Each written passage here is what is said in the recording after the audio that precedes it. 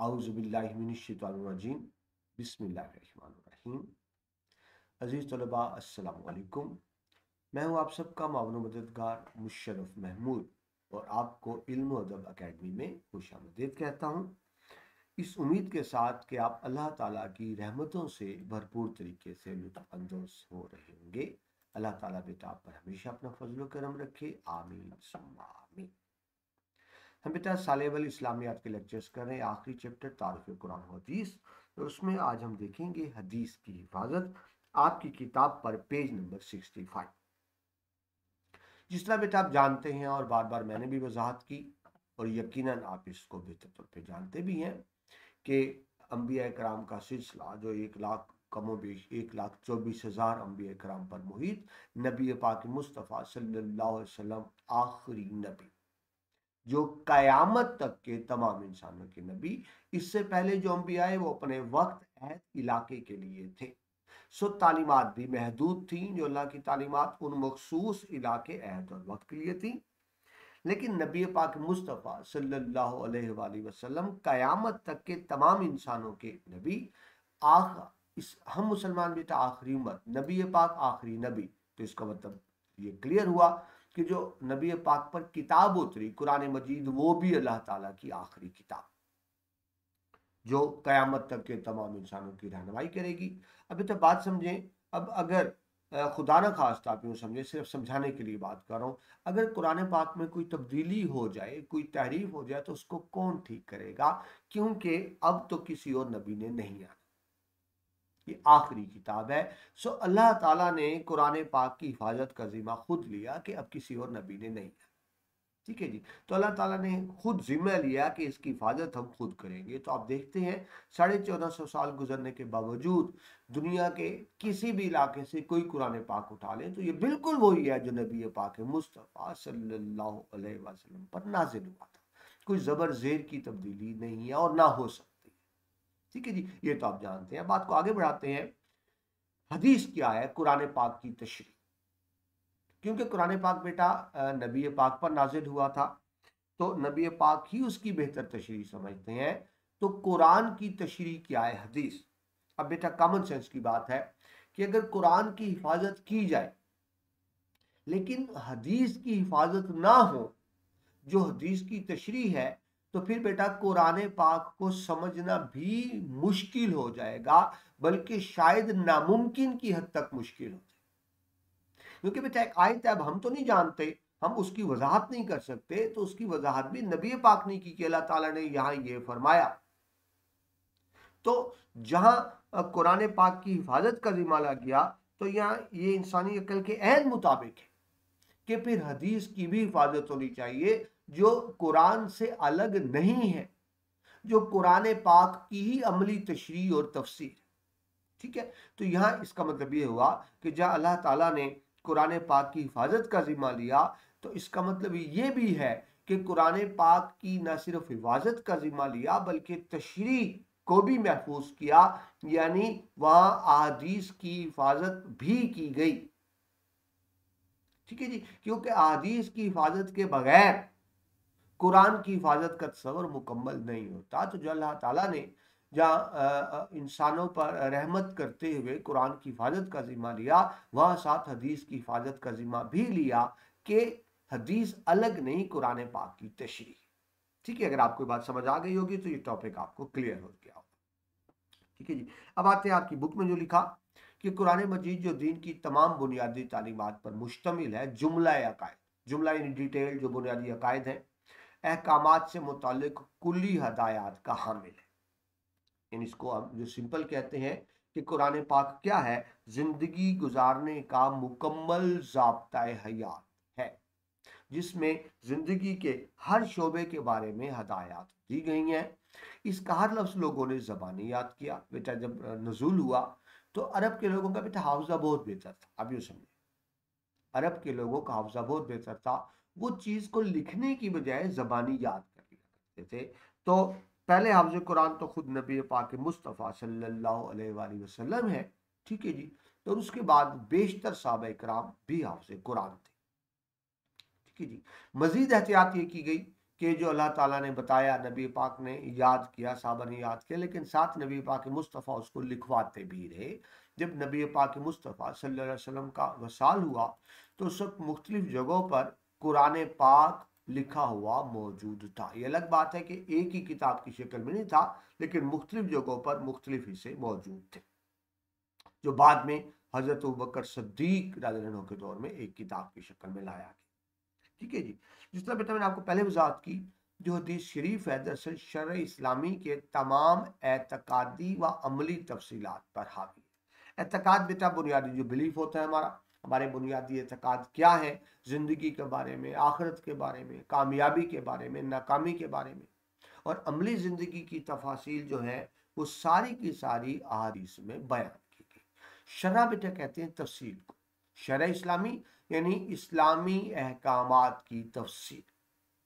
ठीक है जी। इसका कौली हिस्सा, कौल जो नबी पाक ने फरमाया, कहा साहबा इकराम सल्लल्लाहु अलैहि वसल्लम ने अपने कौमी आदत और रिवाज के मुताबिक ज्यादा एहतमाम के साथ हाफजे में रखा। मैंने भी बताया बेटा अरब के लोगों का हाफजा बहुत बेहतर था, वो कम लिखना पसंद करते थे क्योंकि उसको याद कर लेते थे। हम बेटा क्यों लिखते हैं? भूल ना जाए। उनका हाफजा इतना बेहतर था कि वो जबानी याद कर लेते थे।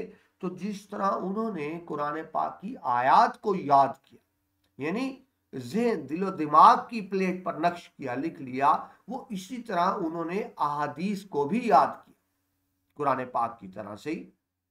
ठीक है, अपने हाफजे में रखा, जिस एहतमाम के साथ वो इससे पहले अपने खतीबों के खुतबे, बेटा अरब में रिवाज था इस्लाम से पहले भी, जो खुतबा होता था वो उसको याद कर लेते थे। जो शायर कसीदे लिखते थे, कसीदे बेटा किसी के तारीफ में लिखी गई नज़म को कसीदा कहते हैं, वो शायरों को कसीदों को याद रखा करते थे। हुक्मा के माकूले, कौल ये हकीम जो इलाज करते हैं उनके माकूले याद किया कर लेते थे। ठीक है जी। बिल्कुल इसी तरह उन्होंने नबी पाक मुस्तफ़ा सल्लल्लाहु अलैहि वसल्लम के फरमान को भी याद करना शुरू कर दिया। ठीक है जी। तो जहाँ उन्होंने कुरान पाक याद करते थे, हिफ्स करते थे, वहाँ नबी पाक मुस्तफ़ा सल्लल्लाहु अलैहि वसल्लम के फरामीन भी उनके दिलो दिमाग पर नक्श थे, ये याद रहे आपको। खुद हजरत मोहम्मद सल्लल्लाहु अलैहि वसल्लम ने भी मुतअद्दिद मौके पर अहकाम को कलम बंद करवाया, लिखवाया। ठीक है, ये बेटा हकीकत है कि जिस तरह कुरान पाक लिखने का बाकायदा एहतमाम हुआ, ये बेटा हकीकत है कि नबी पाक की जिंदगी में अहादीस लिखने का उस तरह बाकायदा एहतमाम तो नहीं किया गया। क्यों नहीं किया गया? कि अगर नबी पाक हदीस भी साथ लिखवाते तो खतरा था कि कुरान और हदीस के आपस में गड़बड़ ना हो।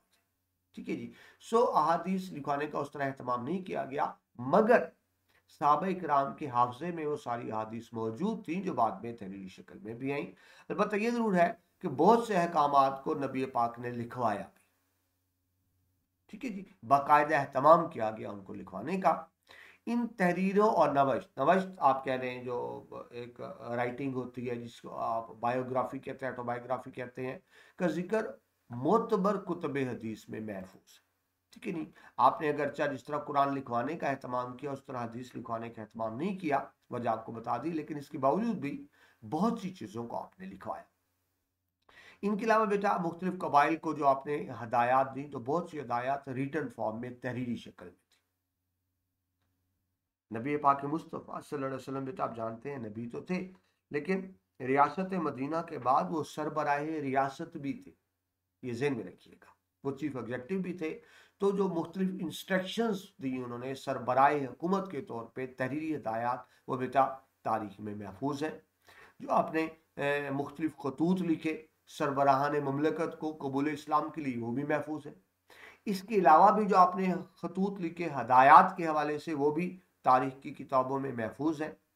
मदीना मुनव्वरा की मरदमशुमारी के कागजात, यानी अफराद को जिस तरह मरदमशुमारी हम कहते हैं ना, वो गिने जाते हैं कितने अफराद, कितने मर्द, कितनी औरतें, तो वो भी उसी तरह से मौजूद है जो मदीना मुनव्वरा की मरदमशुमारी की गई थी। सलातीन वक्त, सुल्तान बेटा बादशाह को कहते हैं, अपने वक्त के जो बादशाह थे, और मशहूर फरमा रवा, फरमा वराबी हुक्मरान बादशाही की बात है कि नाम जो दावतनामे थे, ये तो बाकायदा बेटा बहुत सी किताबों की शक्ल में छप चुके हैं। नबी पाक ने जो उनको दीन इस्लाम की दावतनामे दिए थे, मुख्तलिफ मुआहदात किए गए जो तहरीरी शक्ल में थे, आज भी मौजूद है। अमान नामे, अमान नाम बेटा किसी को अमान देना। जब मुसलमान को इलाका फतह करते थे तो वहां के रहने वालों को अमान दी जाती थी, जानो माल इज्जत की हिफाजत की। वो तहरीरी मुआहदे भी मौजूद है, तहरीरी अमान मौजूद है। और बहुत सी मुतफरिक यानी मिली जुली तहरीरात थी जो नबी पाक मुस्तफ़ा सल्लल्लाहु अलैहि वसल्लम ने खुद वक्तन फ़ोक्तन कलम बंद करवाई थी। तो वो सारी चीज़ें तहरीरी शक्ल में एज सच आज भी उसी तरह से मौजूद हैं। एक और बात जो बेटा हमें तारीखी कुतब से मिलती है वो ये है कि ग़ज़वा बदर के बाद मदीना के बहुत से मुसलमानों ने भी लिखना पढ़ना सीख लिया। इस्लाम में बेटा इल्म पे खास तवज्जो है, बल्कि आप जानते हैं कि जो पहली वही नाजिल हुई थी उसका पहला लफ्ज ही इकरा, पढ़, इकरा बेस में रब्बे कल्लाजी खान। तो तालीम की तरफ रुझान बढ़ा इस्लाम के बाद। तो ग़ज़वा बदर के बाद बहुत से मुसलमानों ने जब लिखना पढ़ना सीख लिया था तो फिर तारीख में आता है कि साथ ही किताबत अहादीस का सिलसिला भी शुरू हो गया था। ठीक है जी। अगरचा अरब के लोग इस्लाम से पहले अनपढ़ थे और तालीम का रिवाज नहीं था, लेकिन दीन इस्लाम की बदौलत सहाबा इकराम में भी ये जज्बा पैदा हो गया कि उनको भी लिखना आना चाहिए। ठीक है, क्योंकि बेटा जब वो देखते थे कि कातबीन वही कुरान पाक लिखते हैं, ठीक है जी, तो उनको भी शौक पैदा हुआ कि अगर उनको लिखना आता तो वो लिखा करते। तो फिर हमें तारीख से पता चलता है कि बहुत से लोगों ने, एक बड़ी तादाद में सहाबा इकराम ने इल्म सीखा, लिखना पढ़ना सीखा ताकि वो कुरान को खुद लिख सकें। और जहाँ बेटा उन्होंने कुरान लिखा तो ये तारीखी तौर पर साबित है कि नबी पाक मुस्तफ़ा सल्लल्लाहु अलैहि वसल्लम के फरामीन भी लिख लिया करते थे। यूँ बेटा किताबत हदीस का सिलसिला नबी पाक की ज़िंदगी में ही शुरू हो गया था।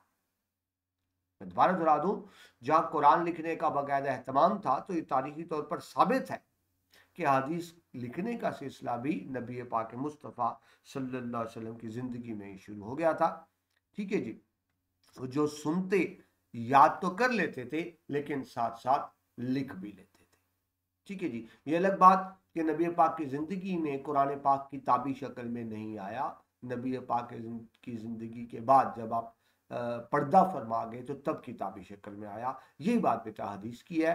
अहादीस के मजमूए भी बाद में मुरतब हुए, अगरचा आपकी ज़िंदगी में ही मुख्तलिफ जगहों पर वो तहरीरी शक्ल में मौजूद थे। ठीक है जी। इससे मालूम होता है कि जो सहाबा इकराम थे वो नबी पाक की हदीस को ना सिर्फ याद करते थे बल्कि लिखने और जमा करने का भी एहतमाम फरमाया। ठीक है जी। वो बेटा ऐसे क्यों करते थे कि खुद नबी पाक मुस्तफ़ा सल्लल्लाहु अलैहि वसल्लम का हुक्म है, फरमान है, हदीस जो तिरमिज़ी शरीफ, अबू दाऊद, इब्न माजा में दर्ज है।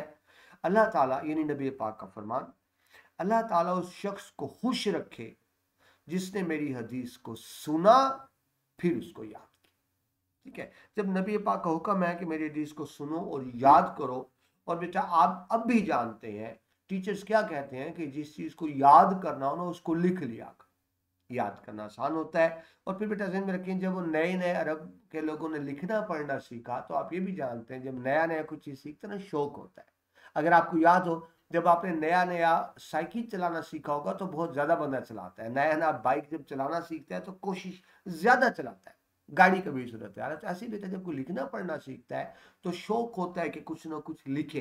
तो इसलिए ये तारीखी तौर पर साबित है कि नबी पाक की ज़िंदगी में ही अहादीस लिखने का सिलसिला शुरू हो गया था। यही वजह बेटा अब अहादीस के इतने मजमूए मौजूद हैं और बहुत ही जिसको आप ऑथेंटिक कह लें, काबिल एतमाद मजमूए मौजूद हैं कि नबी पाक मुस्तफ़ा सल्लल्लाहु अलैहि वसल्लम की ज़िंदगी का बेटा आज हर पहलू हमारे सामने मौजूद।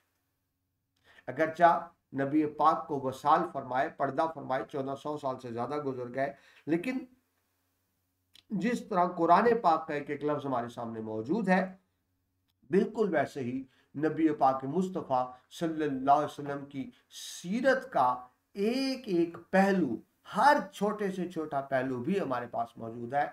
हम जानते हैं कि नबी पाक की ज़िंदगी क्या थी, उनके घर के हालात क्या थे, इवन कि आपके पास कितने जानवर थे, कितनी बकरियां थी, कितने ऊंट थे, कितने आपने खुद ज़िबा किए, कितने कुदरती मौत आई उन जानवरों को, कितने आपने खुद ज़िबा किए, कितने आपने खरीदे, कितने बेचे, कितनी तिजारत की, आपका लिबास क्या था, आपका हुलिया क्या था, आपका अंदाज़े गुफ्तगू क्या था, आपका रहन सहन क्या था, आप क्या पसंद करते थे, क्या नापसंद करते थे, तर्ज ज़िंदगी क्या था, ये सारी चीज़ें हदीस की किताब में मौजूद हैं।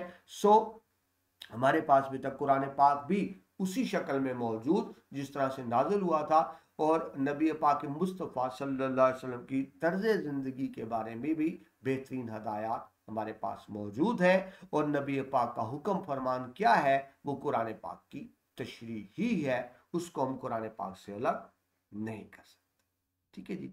तो बेटा, ज़िंदगी में कामयाबी भी इसी में है, और आखिरत की कामयाबी भी इसी में है कि नबी पाक के अहकामात पर अमल किया जाए। अल्लाह ताला मुझे, आपको, हम सबको नबी पाक मुस्तफ़ा सल्लल्लाहु अलैहि वसल्लम की अहादीस और सुन्नत समझने, अमल करने और नबी पाक के अहकामात के मुताबिक ज़िंदगी गुजारने की तौफीक अता फरमाए, ताकि हम जिंदगी और आखिरत की सारी कामयाबी हासिल कर सकें। मैं बेटा आपके लिए दुआ गो रहूँगा, आप मेरे लिए दुआ गो रहिएगा कि अल्लाह ताला मुझे, आपको, हम सबको दीन इस्लाम की तालीमात को समझने और उस पर अमल करने की तौफीक अता फरमाए। आमीन सुम्मा